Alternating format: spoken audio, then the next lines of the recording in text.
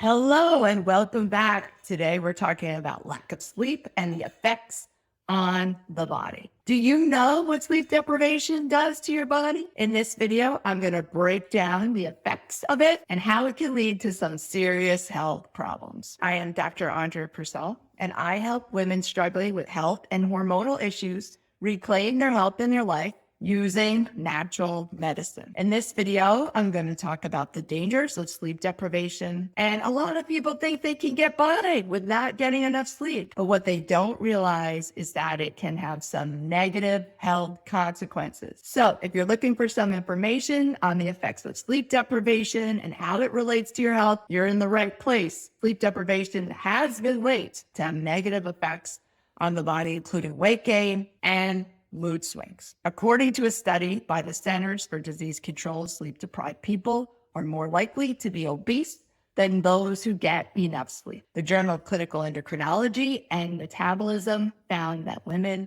with chronic sleep deprivation are at an increased risk for developing diabetes. So what is known about sleep is that when we don't get enough of it, there are serious consequences to our physical and our mental health. So both not sleeping well long-term is going to affect your hormonal levels, and it is going to accelerate aging. It contributes to many conditions, including obesity, depression, cancer, and diabetes. The term insomnia describes about 82 million Americans who routinely have trouble falling asleep or staying asleep. For those of you who have ever experienced a sleepless night or a few in a row, you're likely familiar with that feeling of desperation, honestly, that you feel in the middle of the night, like, am I ever going to sleep?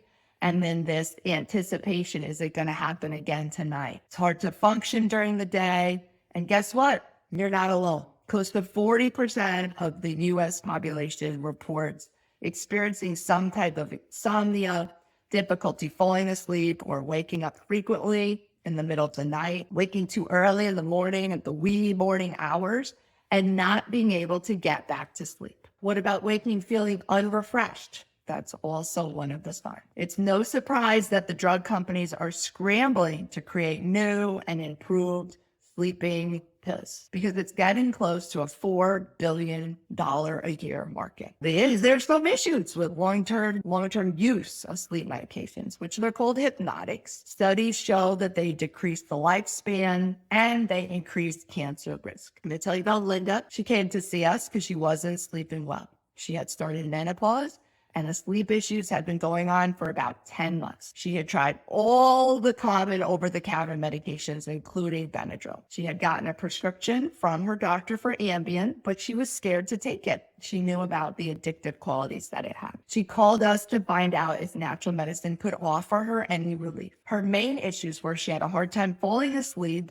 and often couldn't fall asleep until after midnight. And then after that, she would wake every half hour. And then in the morning, she was staying in bed till 11:30 a.m. each day because she was just so exhausted. She couldn't function or run her household like she wanted to. She was dreading each night when the cycle would repeat itself over and over again. I worked with her for 8 weeks, and after that, she had reported that her sleep was definitely better. She was waking up before 9 a.m. and she felt rested. She had more energy during the days and she started to feel more like her old self. And I love it when people say that. She was asleep by 11 o'clock at night. She was really feeling hopeful. So we know that long-term use of sleep medications is not ideal. So what does natural medicine have to offer here? Well, really, it comes down to 4 different categories of support. We have hormone balancing, nutrition, supplementation, and then sleep hygiene. So I want to start with sleep hygiene. So you want to sleep in complete darkness or as close to that as possible, because when light hits your eyes, even if your eyes are closed, it just starts to disrupt your circadian rhythm. The pineal gland releases melatonin and serotonin. So there should be a little light in the bathroom, but really, as little light as possible if you have to get up in the middle of the night. And you really want to keep your bed for sleeping and for sex. If you're used to watching TV or doing work in bed, you really want to get the screens out of the bedroom at least 30 minutes before bedtime. A lot of us get in the habit of TV before bed, and it's tempting, right? So we need to get the TV out of the bedroom completely. It's the blue lights from screens that are too stimulating, and they stimulate the brain, and it takes longer for the brain to shut off and then for you to fall asleep. Part of this also is about developing a consistent bedtime, the same time you go to bed night after night, the same time you wake up morning after morning. This will help your body get into a better sleep rhythm and make it easier for you to fall asleep and to get up. If you exercise daily for at least 30 minutes, it can help you fall asleep. Exercise helps us blow off stress that has accumulated in the body over the day, and it helps us release that stress so that we can have a better night's sleep. If you're a light sleeper and you're hearing every little noise, you really want to try listening to some white noise or relaxation music. Some people find this sound of white noise really good because it could block out the smaller, more annoying noises that we hear that prevent us from going into that deeper level of sleep. Next up is hormones.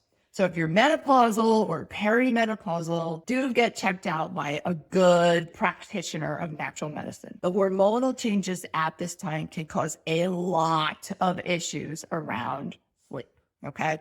So a lot of issues. Next is specific supplementation. If you work with the alternative practitioner, they can run the right tests and they can make the proper supplement recommendations for you.